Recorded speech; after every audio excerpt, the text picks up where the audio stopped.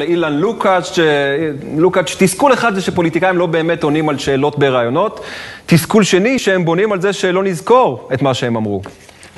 כן, הם בונים על הזיכרון הקצר שלנו.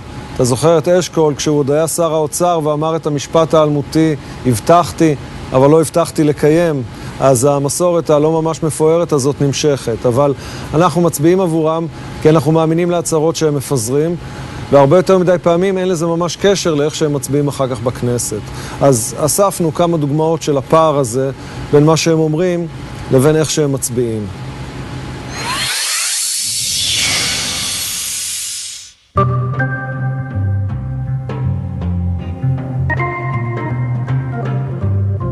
אנחנו דג זהב באקווריום אנחנו. זיכרון של 3 שניות והופ, שכחנו הכל ושיט שוב לא עשינו סייב.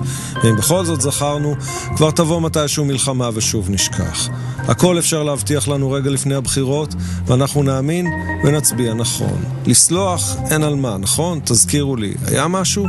והתפר הזה שבין המצע למציאות הוא זה שמאחה קואליציות, הוא דבק המשילות. דבק 3 שניות. כולנו סאקרים של תדמיות, ביבי מומחה לטרור, כחלון חברתי, יאיר בא לעשות פוליטיקה חדשה, ציפי תביא את השלום. לא קראנו את האותיות הקטנות, בכפוף לתרגילים עתידיים ולמשמעת קואליציונית, שבלעדיה אין משילות. היא החנינה והיא הפטור הגורף של נבחר הציבור מכל מה שהבטיח. מושחתים נמאסתם! הצלחת הלהיט מושחתים נמאסתם בנויה לנטייה לשכוח את שיריו הקודמים של האומן. 1.5 חודש לפני הכנס הזה, יאיר לפיד הצביע נגד הצעת חוק להרחיב את ההגנה על חושפי שחיתויות. הוא הצביע גם נגד שקיפות הצבעה בוועדת השרים לענייני חקיקה, שהיא הקברן הראשי בבית העלמין המרכזי להצעות חוק פרטיות, וככה נמשיך לא לדעת מי קבר שם איזה חוק ומי גנב לנו את המדינה. תחזירו לנו את המדינה, מושחתים! ולפני 10 חודשים יש עתיד הצביע בעד העברת 177 מיליון שקל להתנחלויות דרך החטיבה להתיישבות, וכסף שהולך לשם אי אפשר לפקח לאן הוא מגיע, כי חוק חופש המידע לא חל על החטיבה להתיישבות. איפשהו בין איתמר ליצהר קבור הכסף. בכיוון שלי תמיד היה להפחית את שיעורי המס, וזה מה שעשיתי כשר אוצר, הפחתתי את שיעורי המס. הצעת חוק להפחית את המס על מוצרי מזון בסיסיים ותרופות במרשם, והליכוד כאיש אחד נגד. הצעת חוק מע"מ 0 על תרופות, הליכוד כאיש אחד נגד. בואו תנסו לנחש למשל מי הצביע נגד חוק הלוואה לצורכי דיור לחיילים משוחררים, ונגד חוק הקמת מקלטים לנשים מוכות, ואפילו נגד פטור ממע"מ לשכבות החלשות על שירותי מים וביוב, ונגד הצעת החוק להגדיל את קצבאות הזקנה של הביטוח הלאומי. לא יכול להיות, מה? אבל הוא נלחם בחברות הסלולר ויכול להן. ונגד חוק ארוחה יומית לתלמיד, אתם יודעים שגם אם ההורים עניים לא יהיה תלמיד רעב. זה נכס חברתי אחר. אני בתוך הליכוד מהרגע שנבחרתי הרמתי את הדגל החברתי. הצעת חוק שאוסרת לנתק מים וחשמל לבתים שיש בהם ילדים וההורים חיים משכר מינימום, זה חברתי, כן? ולא תאמינו מי הצביע נגד. בואו תנסו לנחש מי נהדר מההצבעה בוועדת שרים לחקיקה על הצעת חוק יסוד חופש הדת והמצפון שהיה אמור להסדיר את עיקרון הפרדת הדת מהמדינה.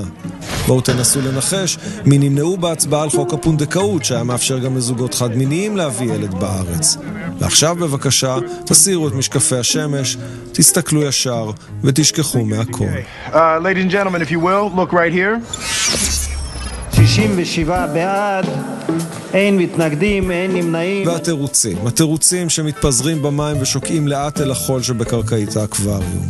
לפני 3 שנים כתב בוז'י הרצוג מכתב נחרץ לראש הממשלה וגם ליושב ראש האופוזיציה דאז ציפי לבני. הוא קרא להם לחוקק בהקדם חוק שיכפיל את אחוז החסימה בבחירות לכנסת לרמה של 4%.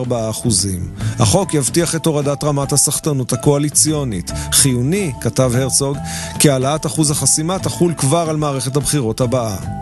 צדיק גוזר והקדוש ברוך הוא מקיים. הכנסת אכן מצביעה על חוק המשילות שמעלה את אחוז החסימה.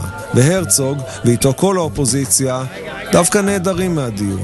בעמוד הפייסבוק שלו כותב הרצוג, היום התאחדנו מול חקיקה אנטי-דמוקרטית. אבל המכתב, בוז'י, מה עם המכתב?